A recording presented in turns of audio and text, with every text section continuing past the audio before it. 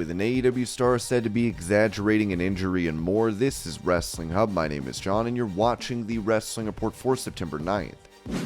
Before we get into the rest of the video, make sure you subscribe to Wrestling Hub and turn on all notifications to stay up to date with everything in the world of pro wrestling. Also, don't forget to follow us on Instagram at Wrestling Hub Official and follow us on Twitter at Wrestling_Hub.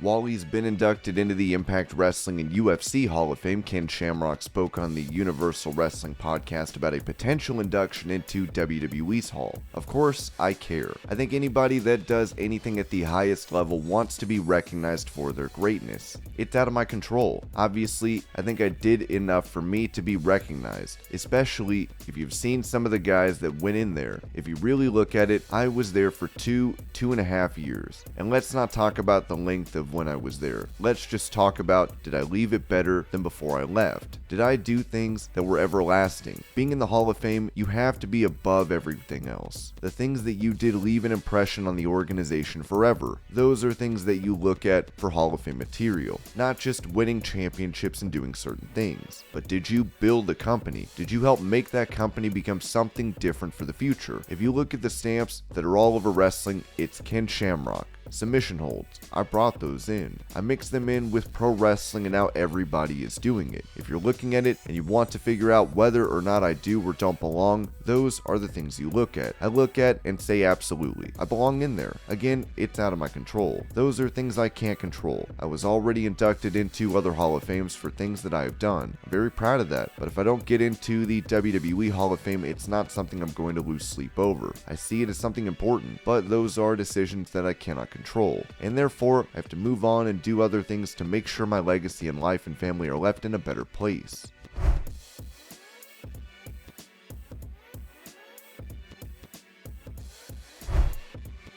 With AEW President Tony Khan owning Ring of Honor, many are curious if we'll see former world champ Dalton Castle make an appearance for the company. As PW Insider recently said, we were asked by several readers where former ROH world champion Dalton Castle was last night since AEW ran Buffalo, which is his hometown area. He's originally from Rochester, New York, about an hour away. While Castle has made appearances for Ring of Honor since it was purchased by Tony Khan, PWInsider.com has confirmed he is not under contract to anyone currently and is 100% a free agent.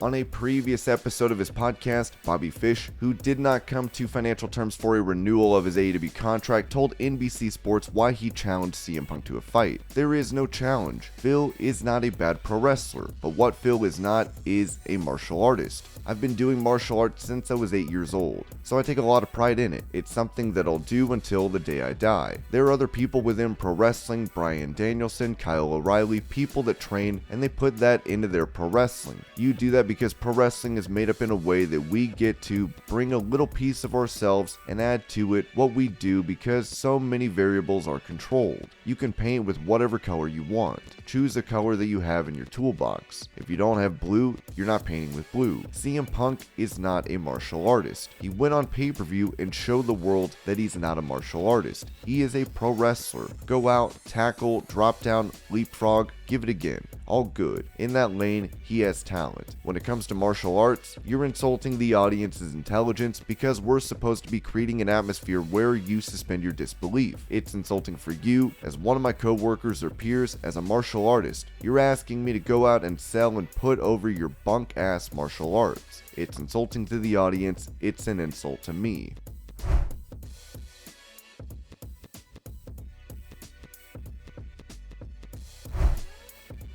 In some additional news on Bobby Fish departing AEW, it was said by Fightful that Fish and AEW had entered discussions about possibly renewing his deal, and there was said to be some interest on both sides about continuing the relationship. However, the two sides couldn't come to terms financially and parted ways. We were told that AEW thought it was somewhat amicable until Fish's tweets about Punk and AEW. Fish remains friendly with many in the company. We're told that there wasn't much by the way of creative plans for him once Kyle O'Reilly's injury happened as well.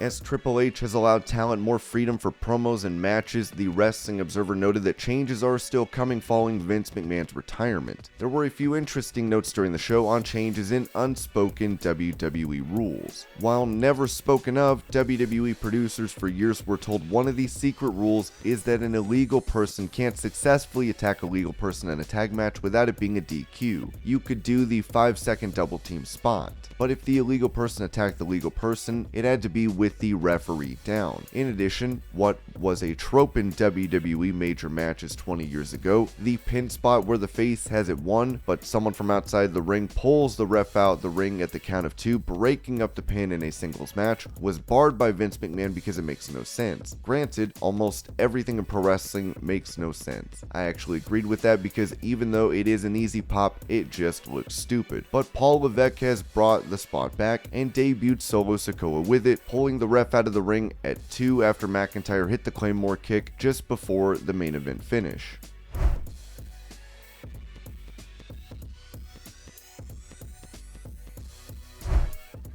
Speaking on After the Bell about his recent return to WWE, Johnny Gargano revealed he considered another promotion. That was a big thing too while I was gone. I was very focused on being a dad and letting the business stuff be handled by other people. It was cool that promotions respected that and said, okay, we're going to leave Johnny alone, but we'll talk to his people about what could potentially happen. I'm lucky to be in that spot. It's weird to say something like that given I'm from the indies and I do everything myself. Obviously, across my mind, I watch everything. I'm a wrestling fan. We're all wrestling nerds at the end of the day. I'm a wrestling fan. It always just came back down to, and I said this in my return promo, when I was a kid I dreamed of being Intercontinental Champion. I dreamed of being WWE Champion and wrestling at WrestleMania. Those things hold so much weight to me. I don't know if 20-30 years down the line if I could forgive myself for not trying. I never really tried. I did everything in NXT and was fulfilled in NXT and proud of it, but I didn't try on that scale yet. I haven't done it and I wanted to do it.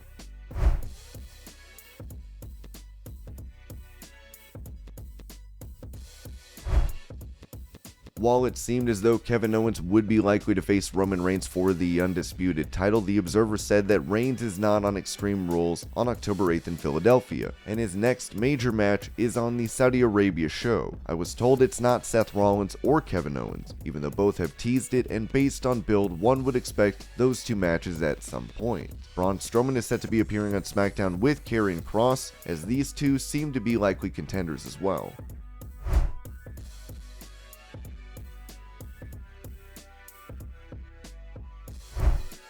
Following the backstage brawl between Kenny Omega, the Young Bucks, and CM Punk and Ace Steel, AEW President Tony Khan would note that all their titles had been vacated but did not mention any names for the announcement on Dynamite. Talking about this situation, Fightful noted, when we spoke to the AEW roster Wednesday, many indicated that after the show, there was a much more positive vibe, with one saying it couldn't have been worse than the chaos of the previous days. That same source said that the situation was out of sight, out of mind for plenty of the roster who just wanted to show up and work. Another talent said the best way for all parties to make up the public embarrassment would be to get over the issues, make money for the company, and highlight other talent along the way. We're told that as of Tuesday, much of the roster didn't know what they were going to be allowed to say or if they could address it, and some of their content had to be adjusted accordingly.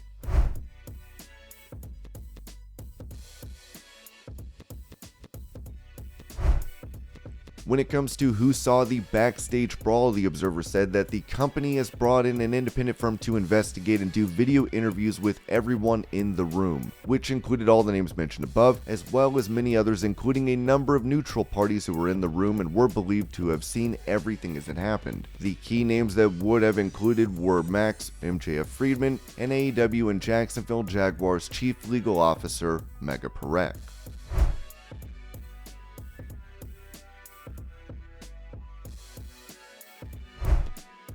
Once again, talking about the CM Punk situation, Eric Bischoff commented on the news of Punk getting injured during the All Out match and possibly already having undergone surgery for a possible torn triceps, which could lead to him being out for 8 months. Bischoff said, "I'm disappointed, and I was hopeful like a lot of people, but clearly since he's arrived there, in my opinion, he the bed. The guy can't have a match without being hurt and put on the shelf for 6 months. He's old, he's brittle, and he's bitter. Move him on." Next.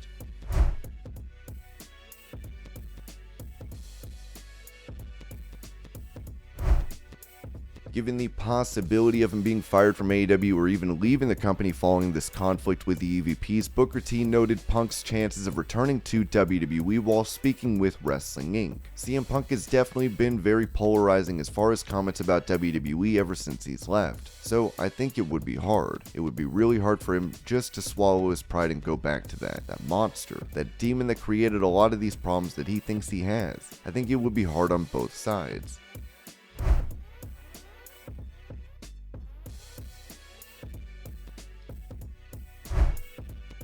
With there previously being a discrepancy in reports regarding Thunder Rosa's injury, as fans weren't sure if it was her foot or her back, the Observer noted that many in AEW believe she is not hurt. Regarding the Thunder Rosa injury, one of the issues is a lot of people in wrestling think she's not hurt. Although we are told the back injury is legit, and she stopped wrestling because of the fear she would need surgery if she kept going. As noted, because she told of the injury hours after being told she would be dropping the title to Toni Storm on the pay-per-view, it created a lot of conjecture about it with the Shawn Michaels in the 90s comparisons. But the women's side of the promotion, while not as explosive as the men this past week, did have divisive issues regarding Rosa before the injury and even more after, because she didn't drop it in the ring before taking the time off. There was a lot of division among many of the women and Rosa, basically the ones who made public comments that insinuated her injury wasn't that bad, or those who privately felt due to the timing of her saying her injury was serious and she'd need time off after being told she was dropping the title to Toni Storm. She does really have a back injury, that much is confirmed. As noted, it is an injury that many people would have worked with to drop the title in the ring, and a doctor would likely tell them they wouldn't be smart working on it. So you can see the mindset of the women who have said what they have said publicly, like Storm and Britt Baker, and how that has led to issues here.